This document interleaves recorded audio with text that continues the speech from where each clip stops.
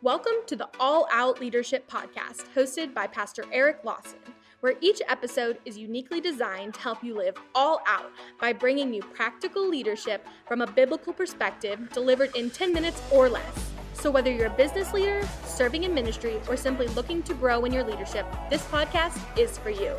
Before we dive into this week's topic, make sure to subscribe to the podcast and download the show notes at ericlawson.com/podcast. And while you're at it, feel free to share the content on social media. Now, let's join Pastor Eric for this week's conversation. Welcome to another edition of the All Out Leadership Podcast. We are looking at the inauguration of David and the decision that he made to bring the ark back into Jerusalem. Now, he made it as a team decision. We looked at that the first 30, 60, 90 days, leveraging your team, getting weigh-in for buy-in, exploring without commitment, and how you're talking about certain things that you're doing. But David knew inside of his heart this was the right thing and the best thing for Israel. Going to read just a little bit of the passage that has been our text and then give us the thought today, and that is the biggest payoff. I'm going to say that again. Today we're looking at the biggest payoff. 1 Chronicles 13, 1-4. If it seemed good to you, and if it is of the Lord our God, let us send out to our brethren everywhere who are left in all the land of Israel, and with them to the priests and Levites who are in their cities and their common lands, that they may gather together to us, and let us bring the ark of our God back to us, for we have not inquired at it since the days of Saul. David, when he assessed the condition of Israel, he probably had a massive list of things that he could do as king. He probably had a bunch of civil projects that he could start, rebuilding different things, policies that he wanted to establish. There were probably a lot of problems. We know there was a lot of idolatry. There was a lot of sin issues that David also would go on to address. But here's what David did. He really looked at what is the biggest problem that if I just went ahead and dealt with this, it would actually solve many of the ancillary problems. And it was really this. He goes, hey, we haven't inquired of God's presence since the time of Saul. The reason we have idolatry, the reason we have so many bad policies, the reason we're so lost as a people is because we aren't doing the first thing, and that is putting God first, God at the center of our nation. If I could just fix that, it will fix a lot of other things. Too many times as leaders, we're dealing with the fruit rather than the root. I'm going to say that again. Too many times we're dealing with the fruit rather than the root.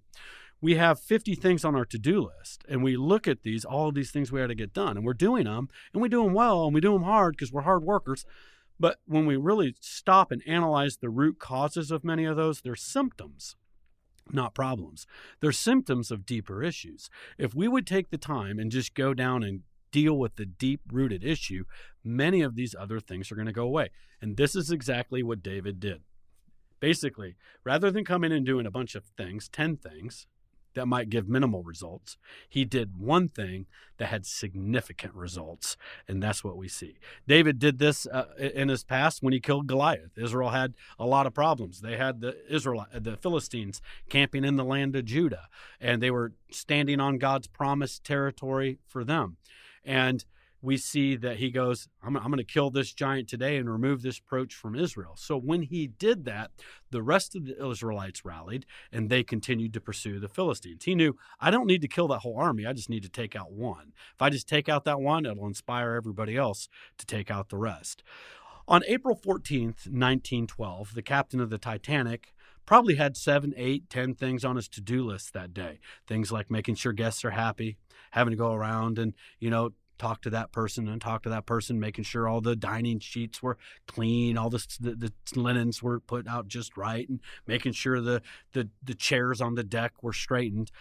And he probably got all of them done except number one, and that was avoid icebergs.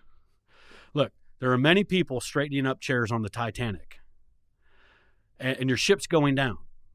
Sometimes the most important thing you could do is just don't hit that iceberg that's looming in front of you, because your guests and your customers are going to be a whole lot happier.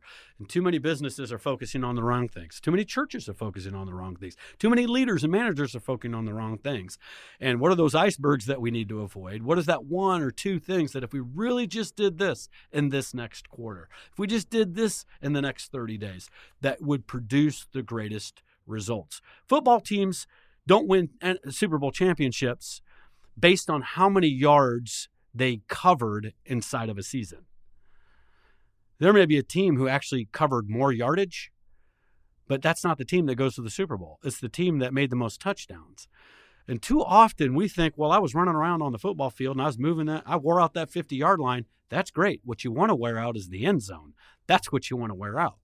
You don't get rewarded because you're playing. You get rewarded because you're making progress and scoring touchdowns. Focus on the touchdowns inside of your leadership. Now, David knew this. Putting God back at the center of the nation of Israel would deal with so many other issues. Now, as a leader, that really applies to all of us, and that is, has God been left out at the center of your life?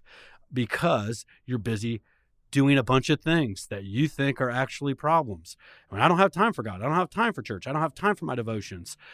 Maybe you don't have time because you're doing a bunch of things that are symptoms from not doing the most important thing, which is putting God first. Look, start your week with God. Be faithful and consistent to attend church.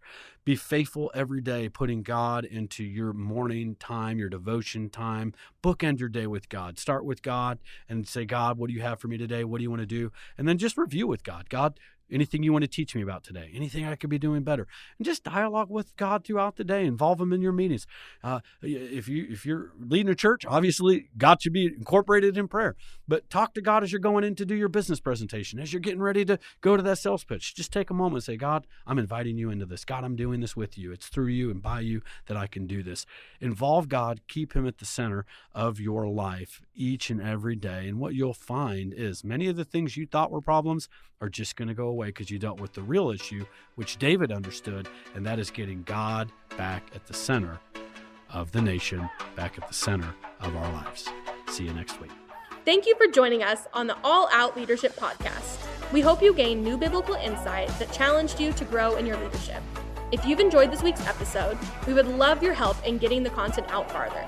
You can help by subscribing to the podcast at ericlawson.com/podcast and telling others about it. Next week, Pastor Eric will be back with another episode.